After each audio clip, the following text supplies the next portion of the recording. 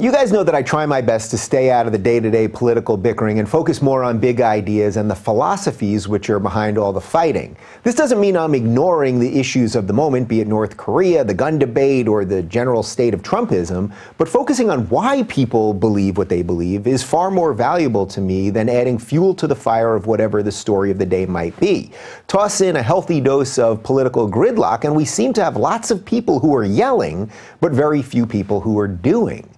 There's one issue happening in American politics right now, which is a great example of the stagnation we face, but that is totally flying under the radar. Right now, dozens of countries, some of them key strategic allies, don't have U.S. ambassadors because the Senate has refused to vote on their confirmation. According to the rules of the Senate right now, the Senate needs 30 hours of debate to confirm an ambassadorship. You can imagine with all the nonsensical waste in D.C. how impossible it would be to spend 30 hours debating each of the new ambassadorships when a new administration comes in. We'd be talking about literally thousands of hours of debate for a branch of government which can't seem to agree on which flavor of yogurt should be served at the Capitol Hill commissary. Back in 2014, when the Democrats controlled the Senate, then Majority Leader Harry Reid used what is known as the nuclear option to get many Obama appointees through the Senate. In effect, Reid changed the rules so that a simple majority, rather than a 60-vote supermajority, would be enough to confirm ambassadors, federal judges, and other positions. Though I was firmly on the left at the time and I had no issue I can remember with the Obama appointees, I was against Reid using such a drastic tactic. To me, if you change the rules when you're in power, it's incredibly obvious and probably quite deserved when those same rules will be used against your team when you're not in power. You can rightly blame Republicans for not voting on the Obama appointees in 2014, just as right now you can rightly blame Democrats for not voting on Trump appointees in 2018. This is exactly why people rightfully hate the political machine in Washington.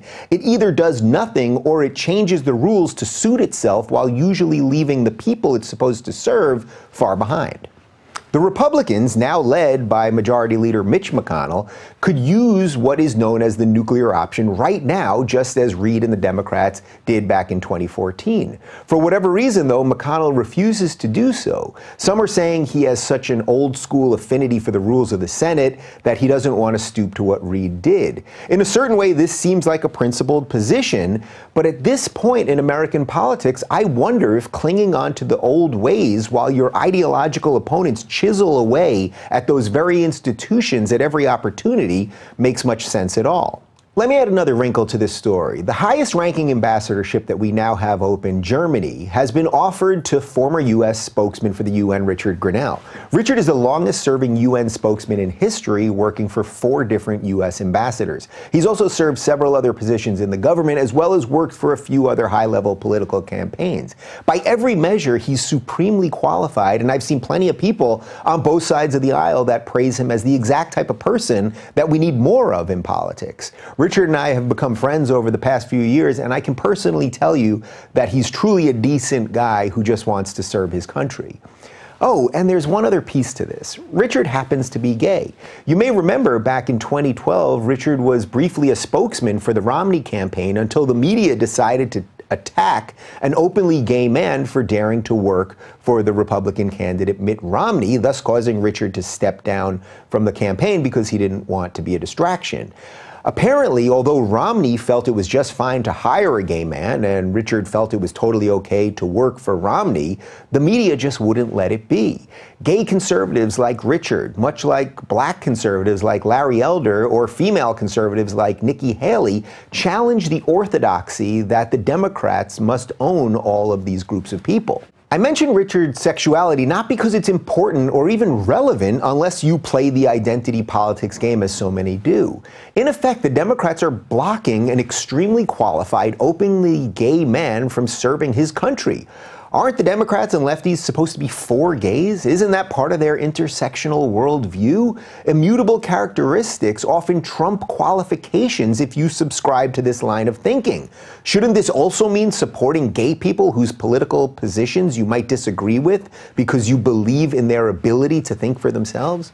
Or perhaps the so-called tolerant side really isn't pro-gay or pro-any minority. They are actually only pro those who believe as they do.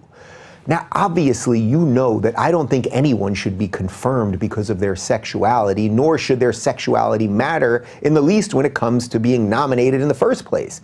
I just think that this particular case is interesting on so many levels. We have the gridlock of Washington with Democrats refusing to vote on Trump nominees. We have a majority leader in McConnell that refuses to use his option to confirm nominees, even though the previous Senate leader, Reid, did exactly just that.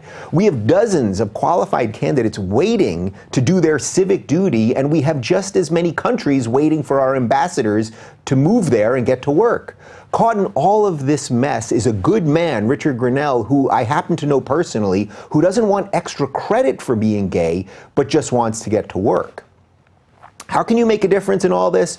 Call your local senator and ask their assistant at the office why they aren't voting on these nominees. And you can also call Mitch McConnell at his D.C. office by calling 202-224-2541. Actually, I'm going to give him a call right now.